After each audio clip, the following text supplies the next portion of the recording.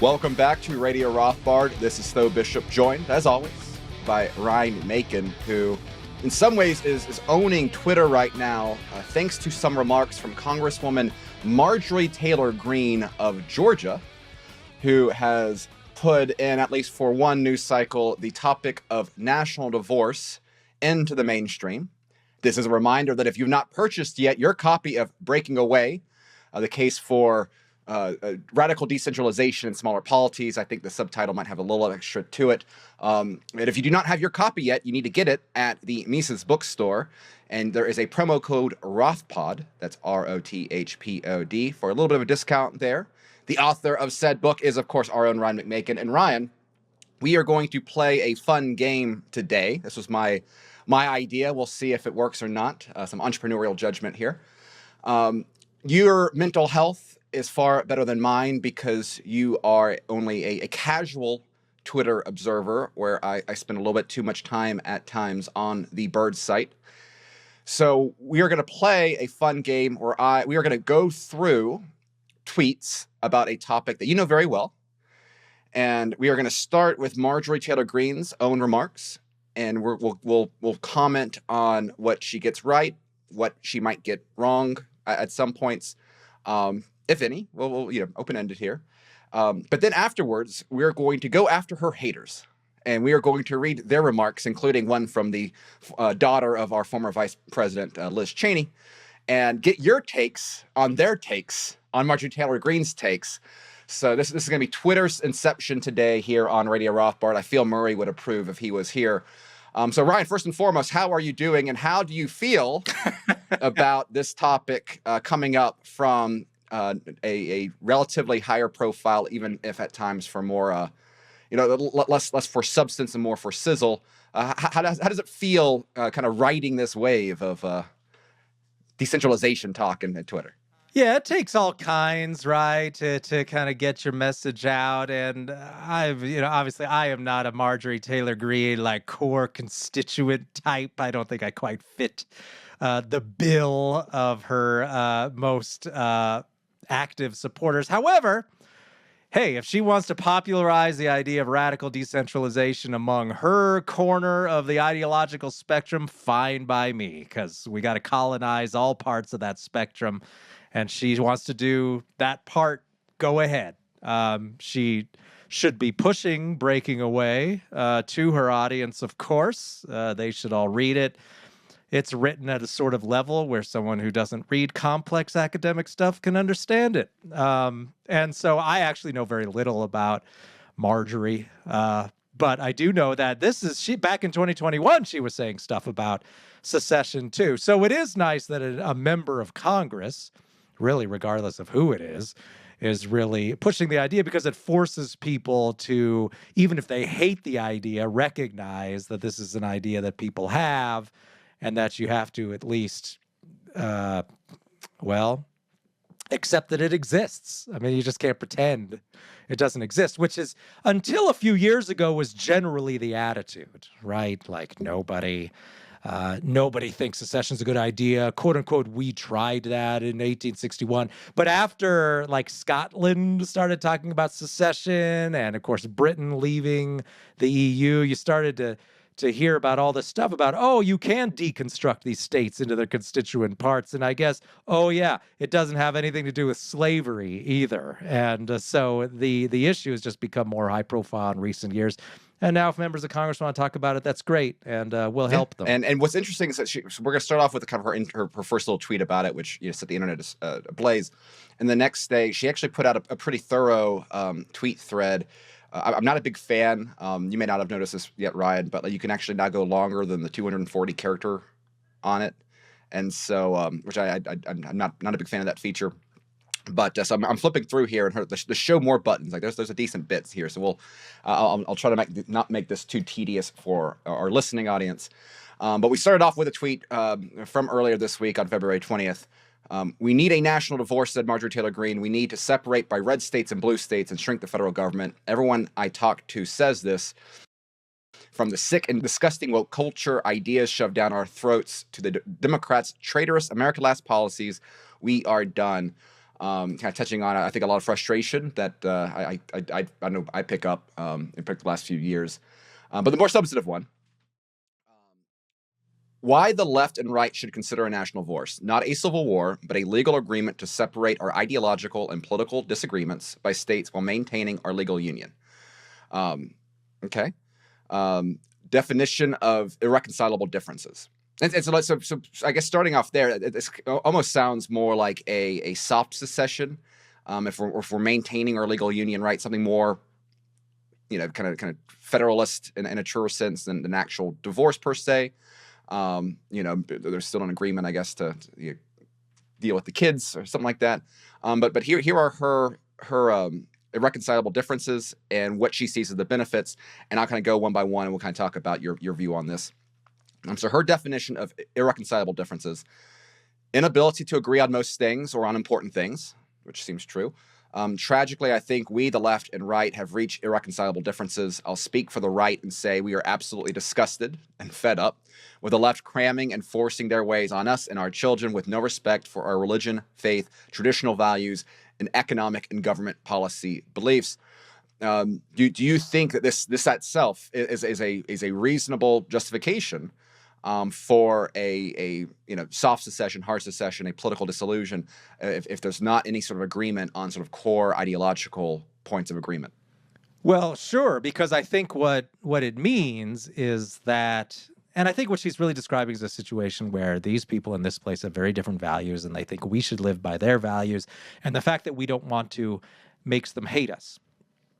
And I'm sure the other side believes the same thing, right? We just want decent behavior from people, and those troglodytes refuse, and they must hate us. So it's very important to keep in mind that you got to get rid of these old romantic ideas about, oh, we're all one nation and we're all in it together, and people in New York City on the Upper West Side, they think just like me because we're all Americans at the core and all that. No, this country is packed full. If you are like a regular old Christian sort of person who thinks that family is important, and you think all that Christian bourgeois morality stuff is good, and you also think that people should be able to run their businesses more or less in the way they think, and that employees are voluntary, are people who have voluntarily made a contract with the employer, and you don't need someone meddling in that sort of stuff all the time. You don't need a guy who bakes cakes. One baker of 1,000 in a city needs to be forced to bake cakes for a transgender party. If you think if you think that way, this country is chock full of people who hate you, who hate your guts. And I mean, we see it on Twitter all the time. They think you're just straight up evil, and they want you to die or be jailed. And just look at Twitter. If you oppose vaccine mandates, they literally will say things like, well, I hope you get a horrible disease and die a terrible, painful death. And if you express any reservations about something like gay marriage or whatever, you are just the devil incarnate and should be jailed because speech is hate and you're an intolerant Nazi. Why would you want to live in a political union with someone who hates your guts? So I just don't understand why people think that therefore separation would not be an improvement on the situation. And you could think about it too. You'd be able to get along better with these people if you didn't have to fear any domestic policy stuff with them, right? I'm sure we can all agree, even with people who hate your guts on all domestic issues, that, oh, yeah, sure, having a military of some sort that is designed to protect North America is fine. We can all agree. Okay, great. That's good. And that's all you need to agree on. And all you need to do is come up with enough funding to ensure that that takes place, which is a whole lot less, by the way, than the trillion-dollar budgets that the Pentagon currently gets. But how hard is it to agree on that sort of thing? In fact, history is full of confederations where people could come together and agree on some foreign policy issues. But if you are now worried about people 1,000 miles away who have a totally different way of life and value system, and they have an ability to impose domestic policy on you in some way, that's actually going to cause fear and resentment and ultimately hate. So the way to diffuse that is to decentralize all that, to separate that. And that doesn't necessarily, I suppose, mean a break in foreign policy. Fine. But I don't like paying taxes to help people who hate my guts impose policies on me. I just don't see why anyone would disagree with that position. But I guess some people, they learned in school that America's some sort of, I don't know, mystic union or something, and we all have to love people who are our family members or something. I saw some dumb thing that Glenn Beck said, where he was talking about national divorce, and he was like, and let it be clear that we are not the ones abandoning the marriage. It is the other side that's stepping out on us. Stop with this marriage analogy garbage. It was never a marriage. It's not a family. It's not some sort of sacramental union. That was never true. Only the most naive pawns believe that sort of nonsense. So stop being a naive pawn. Yeah.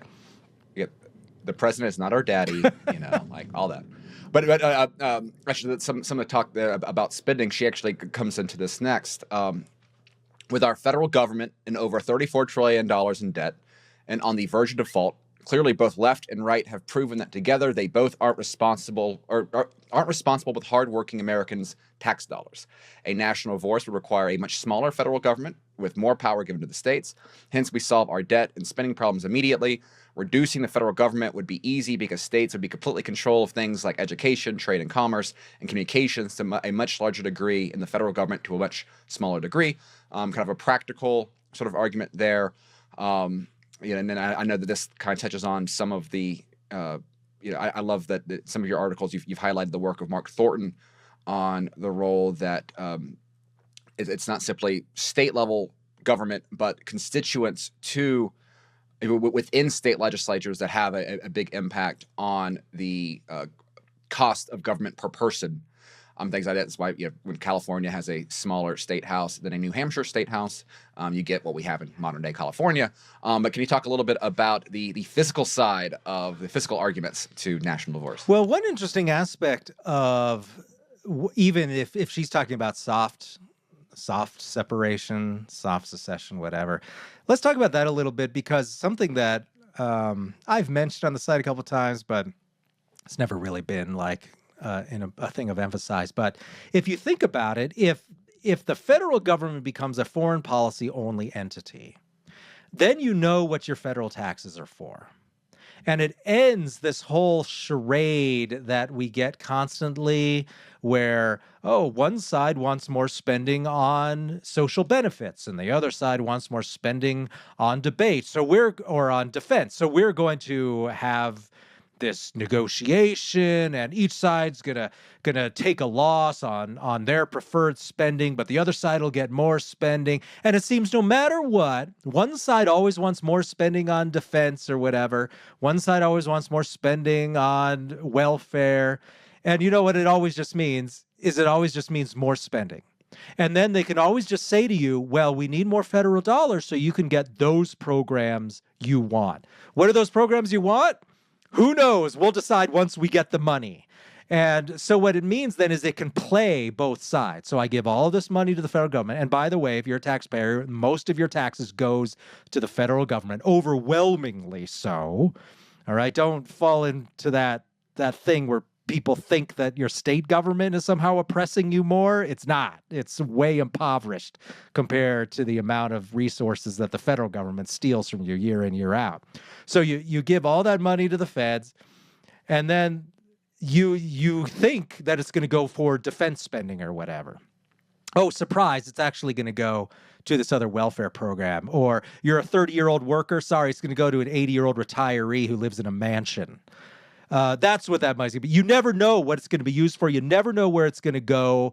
And both sides can play the game where they say, give us more money or we'll have to cut your program. Whereas if it was only a foreign policy organization at the federal level, you'd know that every foreign dollar or every federal dollar was just going to go to the Pentagon or the State Department. And then so a debate over federal spending is identical to a debate over foreign policy spending. And that so greatly simplifies it, and it makes it much more difficult for federal politicians to play you on that. And then that state level stuff is then going to be used for those domestic programs. That would be a very good change just in terms of political practicality and the amount of deception that the federal officials can put over on you. But as far as just, I don't know that I agree with Greene that this would immediately solve our federal wishful problems. thinking at that point. I mean, why would it? People have come to expect a certain amount of social benefit spending, and this would not make that $1 trillion Social Security bill just go away. People would want that money somehow. Now, we have talked about decentralizing the federal welfare state, which is absolutely crucial. I think until people start talking about that, you're never going to be able to separate up the union in any way. Just as the United Kingdom would have never, ever done Brexit if they had a unified welfare system, right? If there'd been an EU welfare state and the National Health Service had actually been administered from Brussels instead of from London, the UK would have never done Brexit because they would have just been able to hold them hostage and say, "Hey, you leave, you're missing out on all your healthcare money."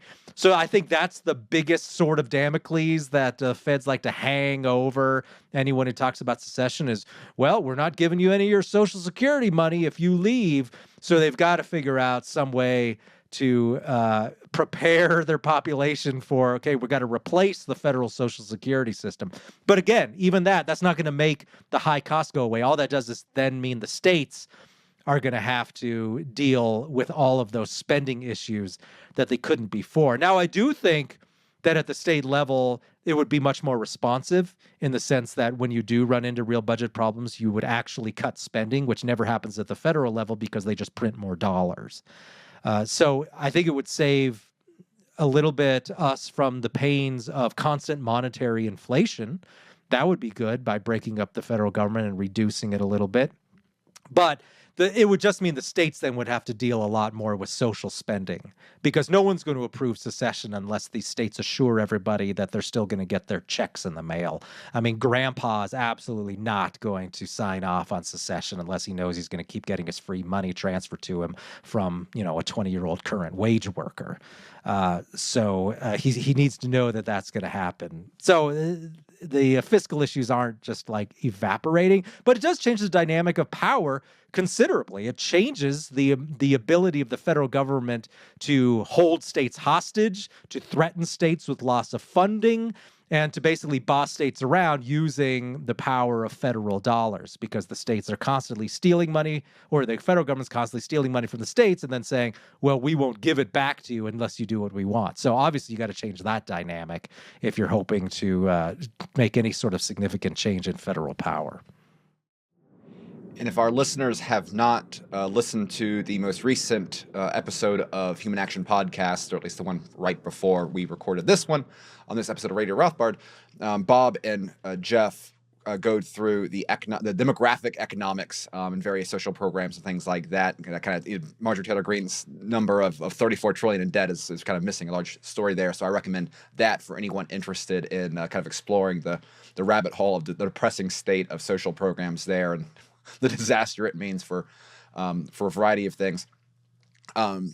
Moving on, next she kind of hits on education differences that was sort of merging between red and blue America, which I think we're kind of seeing even right now with more action from Republican states. But as she says, we would immediately alleviate the need for departments like the Department of Education. States would have full control of their public education.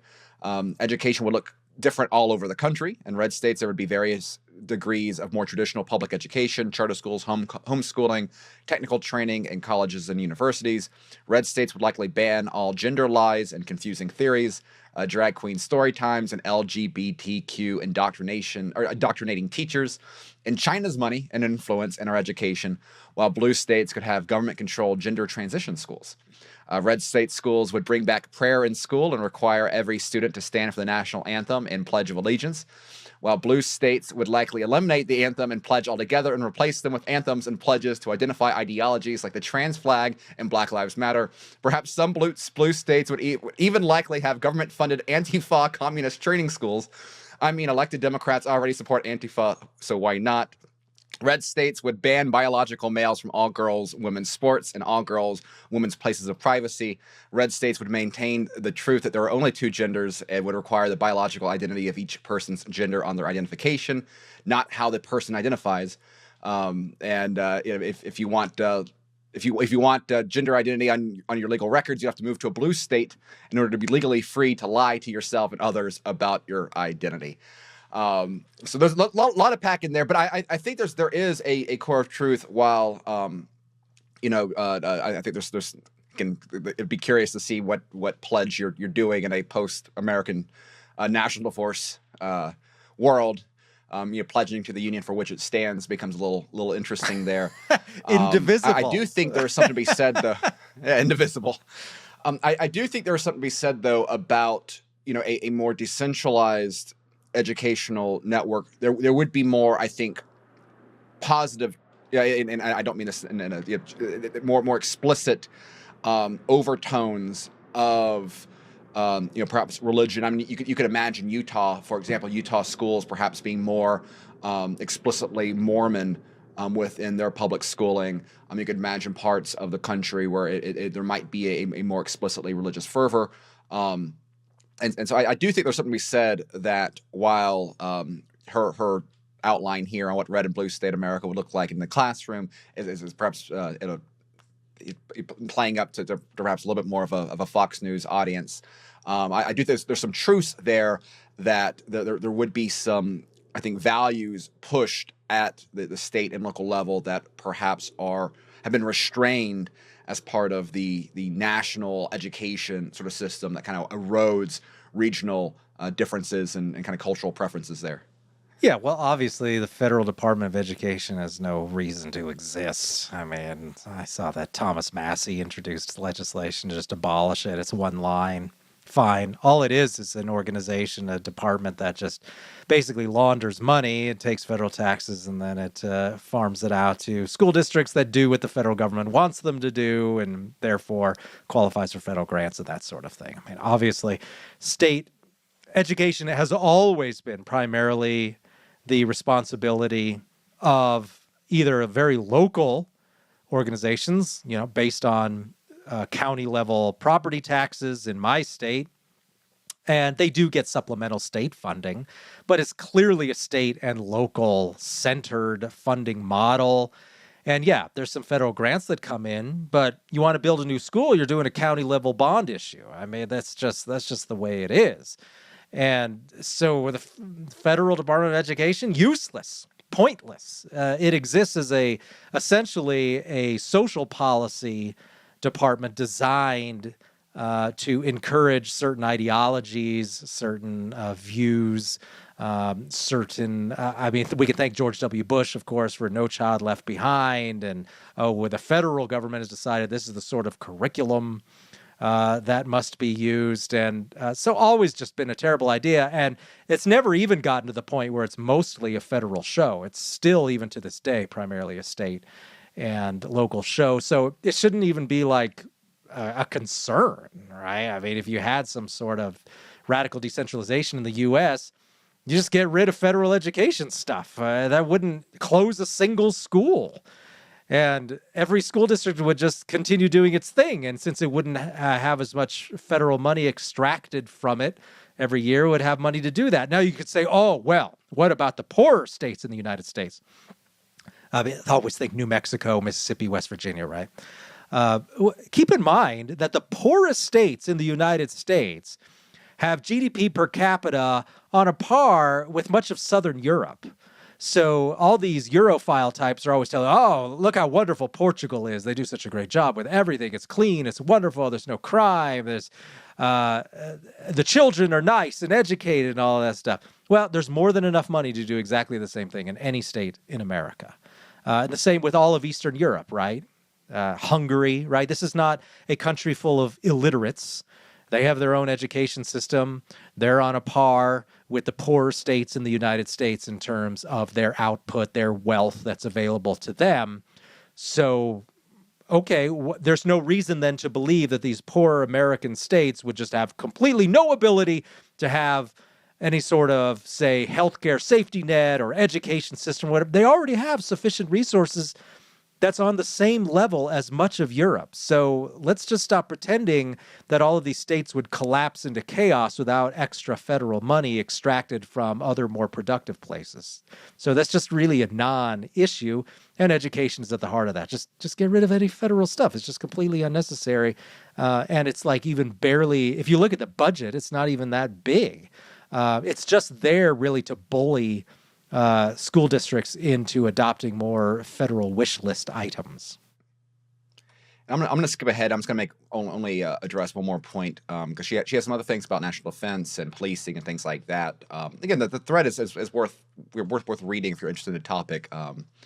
But she does make a point about elections, which has obviously been a major point of passion on the right ever since 2020.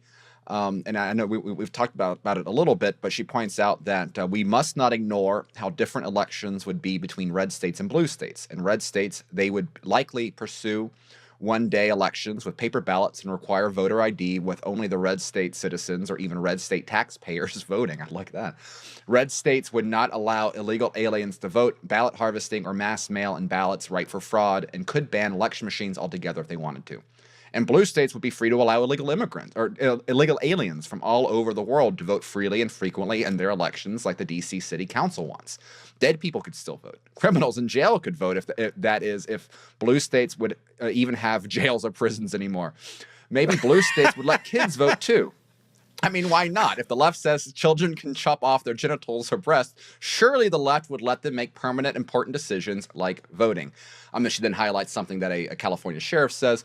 But I think that there is a level of truth to this. If you did have a far greater barrier between the political consequences of red and blue states, you would have, I think, not only changes in voting procedure, epic marathon long voting seasons rather than voting days. There are concerns about voting machines and paper ballots and all that sort of fun stuff. But it would be interesting to see, what would it look like for cities that only allow taxpayers or, residents that have been there for a prolonged period of time. You can't just simply move to an area and immediately have political power over your neighbors. Considering how mainstream, not just within blue parts of the United States, but I think Canada has talked about this, other ideologically progressive areas have talked about, 16-year-olds need to vote, which makes sense if we're going to listen to 16-year-old climate activists as we, shut down, major policy points of energy and other things like that. Why wouldn't we give high schoolers the ability to govern our government? But I think this is an area where you would see a lot of interesting curiosity and experimentation if we had a lot more state and local sovereignty here. Well, I think, my personal view is that states should be able to send delegates to Congress in whatever way they want, right? If they want to have just no elections at all for federal officers and just say, the state government has selected these 5 people to represent the state of Georgia or whatever in Congress, whatever, fine. Same with the Senate. And it would be up to the people in the states to determine how that would be determined. I don't think there should be anything in the Constitution that tells states how they would actually select their federal officers, their federal representatives. And of course, if they don't send anybody, then that's to the state's disadvantage, right? Then they just have no voice in Congress. So obviously they're motivated to send some people, and as many as they're allowed, to have their votes. But of course, just short of that, of course states should be completely in charge beyond whatever the Constitution requires, as long as we're stuck with that, to just do election law their own way. This is, of course, traditionally the way it's been done. And I've written an article on just how much it used to vary in the 19th century, when you did have a lot of states that actually wanted to attract more migrants. And so they invented what was called declarant alien voting. So this was where you could show up in, I believe it was about 23 states in the U.S. that were doing it, mostly in the West and in the more north, the old Northwest Territory, right? We're talking like Wisconsin, Illinois, stuff like that, where they wanted more people. So you could move there, say, oh, well, I plan to become a citizen at some point in the next few months. And they're like, okay, here's your ballot. And so states were granting citizenship to people based on their intent to become citizens at some point.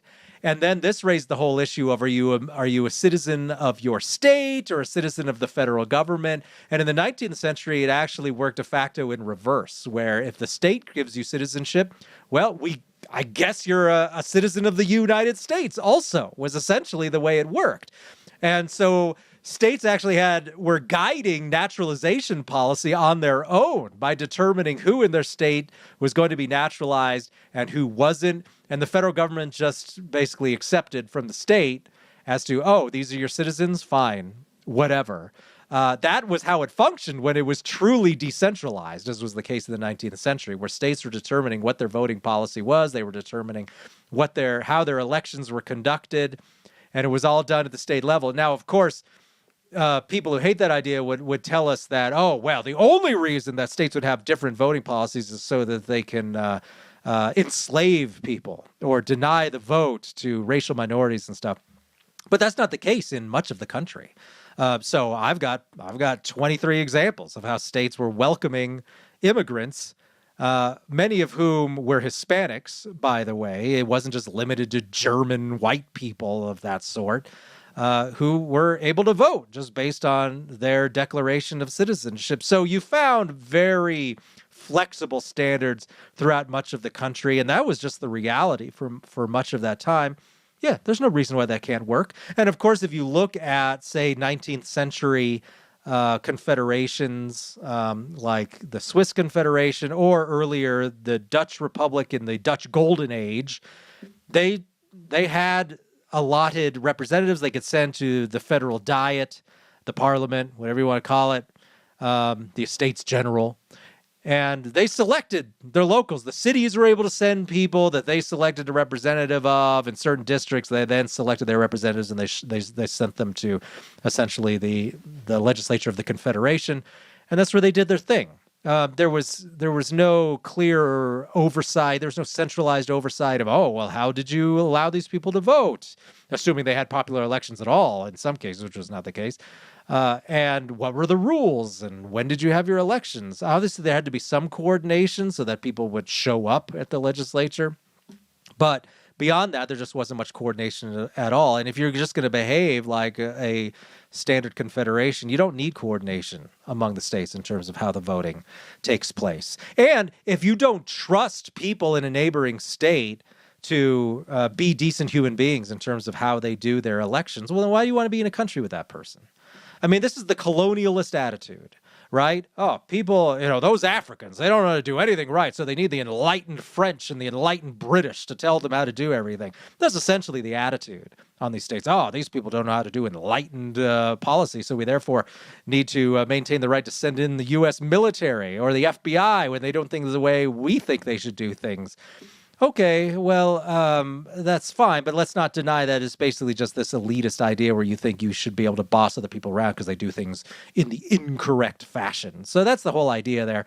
Let people send whatever federal delegates, whatever way they want to the federal government. That's really not the business of the federal government. It's just a matter of, hey, we're a member state, we're paying in taxes for purposes of defense. So let's now discuss how that money will be spent. That should be really the only function of the federal government at all.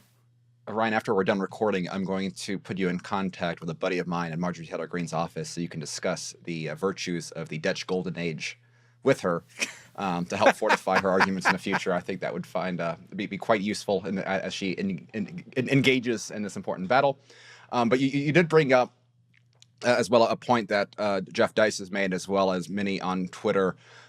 It was interesting to see the pushback to this discussion.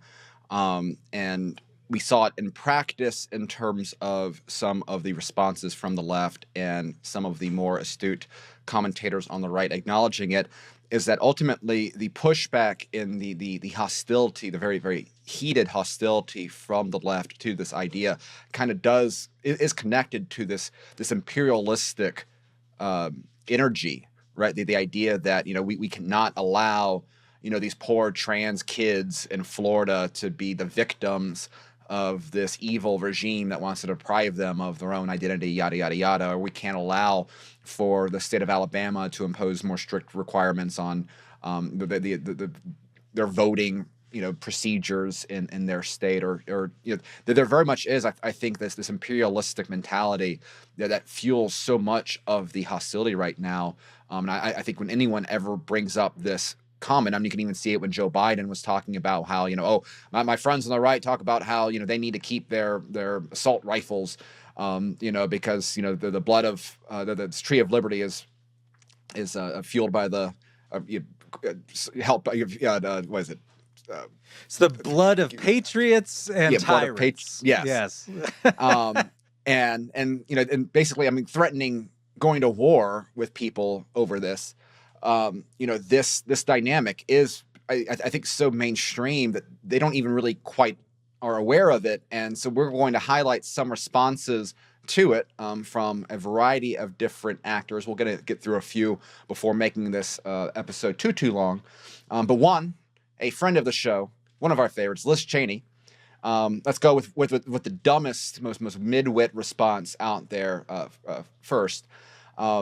Miss Liz Cheney. Let's review some of the governing principles of America, Marjorie. Our country is governed by the Constitution, Ryan.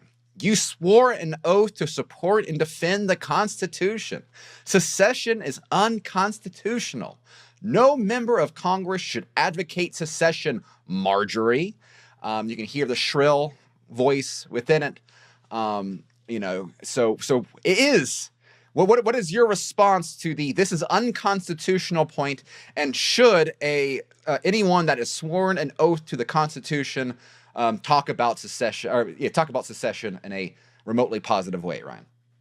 Why are we listening to the rantings of this unemployed woman, Liz Cheney? I don't know why we should care. Why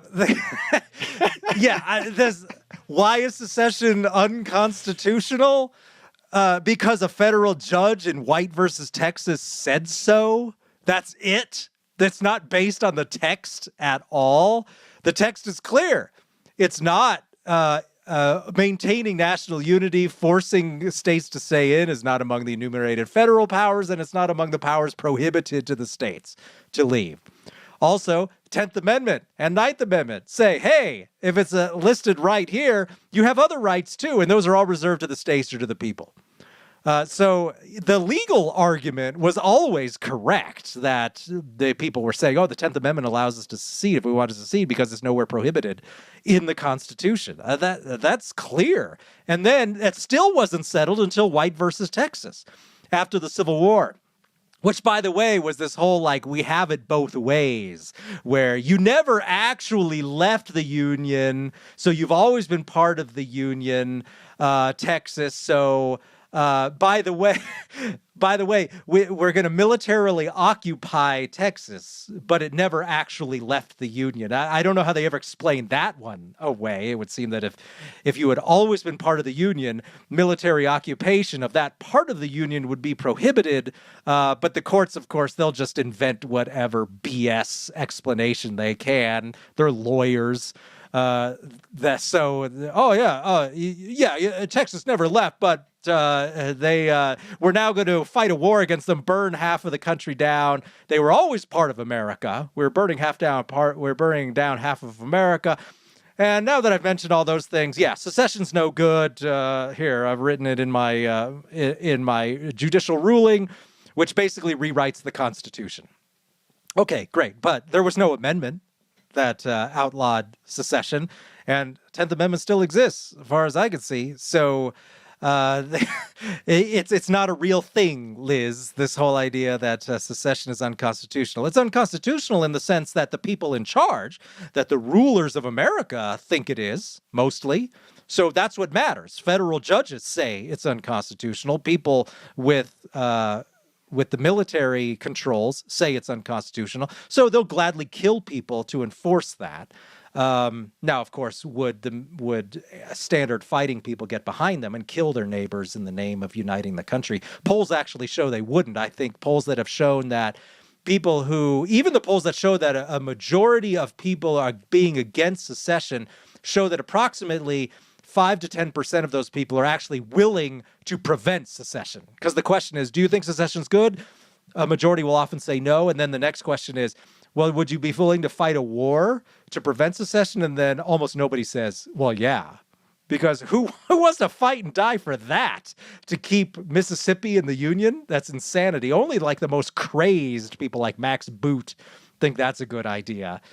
So, yeah, whatever, Liz, fine. That's a whole debate. Obviously, she's just saying things that she thinks she can rally people to her over. She's just really desperate like for another Marjorie, war, right? I mean, that's just how it works. All right, so now we have Mr. Tim Wise, who I was not familiar with, but he's got a large enough Twitter following to look at it. 153,000 followers. A good way to go, Tim. He is an anti-racism educator. Latest book, Dispatches from the Race War, available from City Lights Books. Clearly a very serious individual, Ryan. His tweet, though, is a little bit more. I think there's a little bit more substance here than Liz, so less deranged than Liz Cheney. Has it ever occurred to you that if it wasn't for the blue parts of those red states, the latter would be entirely broke? We subsidize y'all's country asses. You are welcome, Mr. Tim. So what's your take on the economic consequences? Red America is generally poorer than blue America, and this is why secession is completely impractical, and we should never even consider the subject.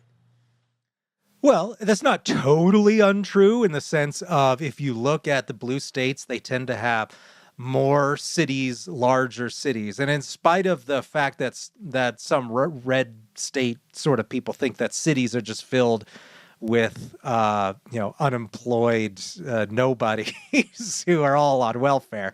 The truth is, America's cities are really quite productive, right? There's a lot of financial workers in these cities. There's a lot of people who make things in these cities. And by cities, I mean metropolitan areas, right? I'm just not talking about the inner cities. Like, these are places that people do things, make stuff, produce wealth. I mean, that's just the reality. So if you have a lot of those cities within your state, you're going to end up having, on paper, a boatload of wealth. So that's why California always shows up as so wealthy, right? It's got Northern California filled with all of these very high-priced Silicon Valley sorts of people who, at least on paper, produce a lot. I mean, I don't really think that a lot of what they produce is particularly useful or valuable, but they manage to get enough viewers on Instagram or whatever that they can part fools from their money. And so a lot of money goes into those stuff, and that shows up as big GDP. And so it shows up as big GDP for the state overall because they got those big cities.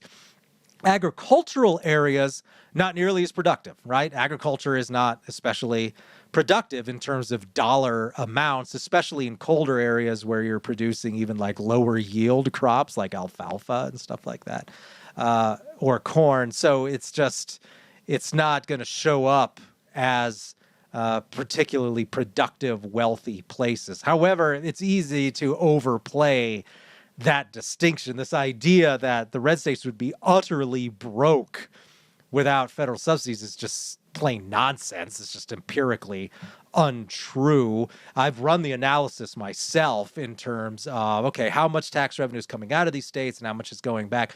Most states are around 1-to-1. There are some states, like the very poor states, that rely heavily on their military bases. And I think Mississippi is one example where that lopsidedly brings boatloads of money into the state because, of course, military bases are concentrated in the South and in the Southwest for the most part. And so that places a lot of federal money flowing into somewhat unproductive places like New Mexico or the southeastern United States. And so you've got a lot of federal employees in those sorts of places, federal bureaucrats, soldiers, who are collecting a federal paycheck in those places. Now, a lot of that's just waste. So, I mean, you would still be able to have these military bases. You would have to make some of those people get real jobs in many cases. Maybe get rid of the local military bases, equality officer or whatever they call those people, and that sort of thing. Maybe function on actual military defense. Who knows? But the reality is also that the money that goes into those states because of the welfare demand in those states that drives up that appearance of the states collecting a lot of welfare is the fact that the cities have a lot of poor people in them, just like anywhere else, and so they're collecting federal dollars that way. How much of that is waste? I don't know, but I do know that this idea that a red state's taking in twice what it's giving to Washington is just simply untrue. The numbers don't add up or suggest that. Also, I saw another one of the few tweets I did see on this was a guy saying that the blue states were 75% of the nation's GDP. I recently ran that analysis for a foreign policy article, and I don't know where he came up with that number at all. He must have been he must have been taking any state that had like a blue governor or a blue state senate or something like that and counting that as a blue state and just like piling on blue states and minimizing red states to arrive at that 75% number. So a lot of these numbers you see thrown around about how poor the red states are isn't even true. Plus, obviously, it doesn't apply to certain states like Texas and Florida, which have sizable financial sectors and big cities and that sort of thing. It only applies to that small handful of mostly rural red states, some of which are these very rural, like Western states that have a perfectly high standard of living and do not rely much on federal dollars at all. A lot of the stuff that skews that is in, say, the upper West, so states like Montana and stuff. So there's all sorts of like federal installations and there's missile silos and all that sort of thing, which the Fed just wastes all sorts of money on. And so that all skews the numbers. So this idea that everybody's poor in the red states and relies on federal money is just not the reality. So one last response. This is from Congressman Ted Lieu. So we got some Congress on Congress crime, not quite a caning, but the modern day equivalent. Democrats in the majority passed a bipartisan, transformative infrastructure law. We focused on you. What are MAGA Republicans focused on? Dividing Americans. Also, Georgia acted like a blue state in 2020, 2021, and 2022. And Georgia grows woke kale. So do with that what you will. Ron, what is your response to the argument, though, that without D.C., without the union, who will build the roads? And what about borders? This might not be entirely what he's getting at. I've seen other things talking about, national divorce is impractical because of infrastructure requirements, because of state borders. I know this has come up in the past. Can you talk a little bit about those arguments that the union is vital to maintaining, economic boundaries and the common market and kind of making sure that we have highways and all this sort of stuff and the open borders that allows for commerce and trade within the continental United States? Sure. Well, I mean, first of all, the infrastructure question, I mean, again, the member states of the United States are among the wealthiest, as standalone entities, are among the wealthiest republics in the world, right? And let's not forget, these are all like their own democratic republics, right? They all have legislatures, state senates, regular elections. They have a Supreme Court to determine whether something is constitutional, whether someone is being unjustly treated. They have civil rights commissions, all of this stuff. It's just that the federal government needlessly repeats all of that stuff that all of these states have.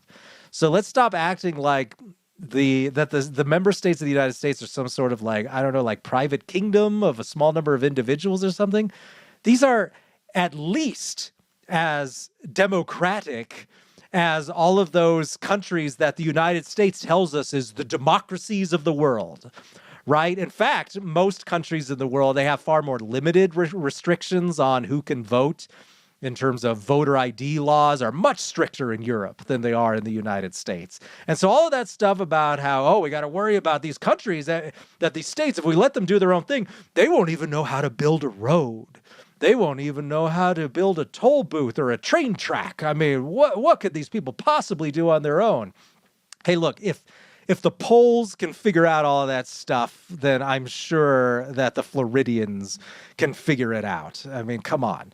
So there's just that issue, right? Again, there's plenty of wealth at the state level if the federal government stopped stealing so much of it to build the necessary roads and infrastructure. It's not that hard. And then in terms of trade, of course, it's in everyone's benefit to trade substantially. And this is, of course, a reason why we got to get off of all of this Donald Trump protectionism stuff, because all the protectionist arguments against foreign countries can be applied just to your neighboring state. Right. And that would be a disaster to start having people buy off on that. But of course, the current president wants protectionism, too. He's all talking about how they need to protect American workers from foreign competition and all of that stuff. Well, why not? And Rothbard pointed this out in some of his better sections of some of his old economic works. Is the same thing happens. It applies both to immigration and free trade. Is that like, oh, I'm sitting here in Illinois minding my own business, and some guy from Massachusetts imports goods from Massachusetts and undermines my prices and my business, runs me out of business. I mean, clearly we cannot stand for that sort of horrible, horrible thing. Same, I'm sitting here minding my own business, and some yahoo moves in from Wisconsin and gets a job. He's stealing my jobs by working at the factory down the street, this horrible Wisconsinite. So all the same arguments apply. And of course, all you're doing then is consigning yourself to poverty if you start throwing up trade barriers. And however, there's lots of empirical evidence showing that smaller states, that is, smaller like entities that do not have this huge, vast unitary economic union to draw upon, they are more open to trade. We saw this after the Cold War. We saw that as small states were formed without being forced into participating in the Soviet economy and all of that, that you had the Baltics, you had the smaller states of Eastern Europe, and then, of course, this has been part of just countries in general where they recognize that they cannot produce everything on their own. So therefore, they're open to more trade. In fact, what they then show, and the empirical data shows this too, is that smaller countries tend to have lower taxes on imports than larger countries. They tend to also have lower corporate taxes because they want to attract more capital to their state. So what you would actually probably mostly likely have, and this is what the data shows, is that breaking the United States into smaller economic entities would actually foster more competition between those entities, where they would want to lower taxes to attract more business, more capital to them, and they would recognize that there would be big losses incurred if you started shutting out quote unquote foreign, as in from another state, capital, workers, even all of that sort of stuff. It doesn't work to your advantage at all. So you would probably then see some cases where there might be like one state is really, really heavily reliant on one particular industry. And so they impose some protectionist measures for that. But we're all living under federal protectionism now. So why are we acting like this would be some humongous change? The fact of the matter is that smaller states that are heavily reliant on neighbors to get all the sorts of goods and services they need, they're open to it. They recognize the advantage. So I just don't see really any actual historical evidence that tells me I need to worry about that. Well, that is, I think three of the better, more substantive, I mean, for lack of a better word, I'm being very generous there, responses from the Twitter ether. This has been a fun conversation. What do you think generally, honestly, about the Marjorie Taylor Greene's approaches? I was impressed. I mean, obviously, it's easy to kind of throw a tweet out there and kind of drum up attention. And Marjorie Taylor Greene, I think I'm a bigger fan of her than others. I think that she has generally been pretty effective at drawing attention to issues that I personally care about. The mistreatment of January 6th prisoners is something that really, every time I see a prison reform libertarian kind of completely ignore, dismiss like Marjorie Taylor Greene, when to me, that's a lot more courageous than working with Van Jones on, some sort of, Koch brothers project where everyone gets paid very well for. What do you think about the quality of her arguments and her approach there? Is this more than you would expect normally from a congresswoman? Not to be overly praiseworthy. I mean, this is still a Rothbardian show. Though I have a feeling Murray would find Marjorie Taylor Greene amusing. Do you think this is a good start in the right direction? Having again something of a more substantive push out there from a at least prominent, very, very loud, lack of a better word, politician out there? Well, she's at least thought about it, right? The fact that she's bringing up some actual specifics about things that can be done, and that, in your opinion, I mean, it sounds like she's tends more toward just sort of the soft secession that let's just turn the United States back into a confederation, a true confederation designed for defense. That, I mean, I think that sounds very reasonable, and it's not quite as radical as I think what turns a lot of people off. I think most people are not prepared for like real, true independence, where you need a passport to get to the neighboring state and that sort of thing. So, fine. I mean, there are lots of good confederations that have functioned very well and functioned for a long time. And they were just geared toward defense and not toward any sort of internal governance. So I think that angle is probably pretty good. And then, yeah, focus on low-hanging fruit, probably things like the Department of Education. She should probably identify some other departments that need to be abolished as well.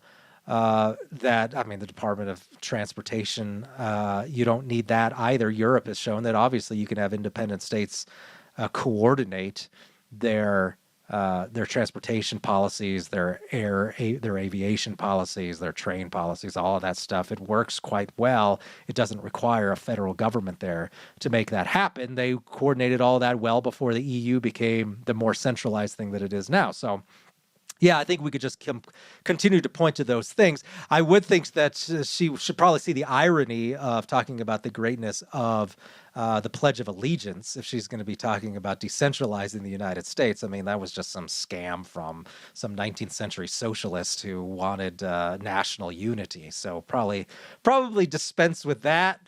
And then I'm always turned off anytime someone talks about these traitors, those traitors.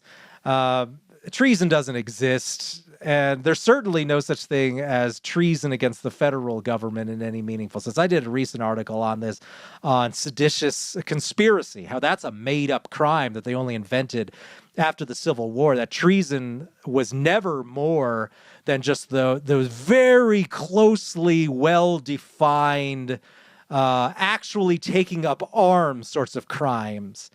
As outlined in the federal constitution. And you know why they did that is because historically, the more tyrannical English kings had a very broad definition for treason. Treason is whatever the king doesn't like. Treason is you've betrayed the English people, whatever that even means. And so the guys who wrote the Constitution were forced to include a very, very narrow definition where it was actually taking up war against the federal government. So I think she should tread very lightly on this idea of saying that people who have a different idea of foreign policy than me are traitors. That's going down the entirely wrong road. So clean up all the treason stuff and the one nation indivisible stuff and focus on some of the things that we could start to radically decentralize immediately. And I think you could continue down a good road there. Well, we'll have to send her and her staff some copies of Breaking Away, The Case for Secession, Radical Decentralization, and Smaller Polities by our own Ryan McMaken. Again, if you don't have your copy, then what are you waiting for? You get a discount with the coupon code Rothpard, ROTHPOD. Ryan, it's been a fun episode. I'm going to leave the audience with one more tweet. This is from John Pavlovitz, who is the author, apparently, of If God is Love, Don't Be a Jerk. I'll let you decide if that is ironic with the following words. America is better than Marjorie Taylor Greene, this beautiful nation of decent, intelligent, compassionate people with disparate culture, theological, political, and ideological backgrounds need to reject her ignorance and violence. We need a divorce from mindless bigots.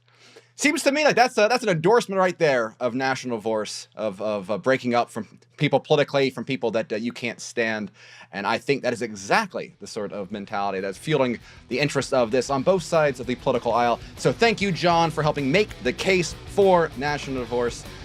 For Ryan McMaken, this is Tho Bishop. This has been Radio Rothbard, and thank you for listening, and hope you'll tune in next time.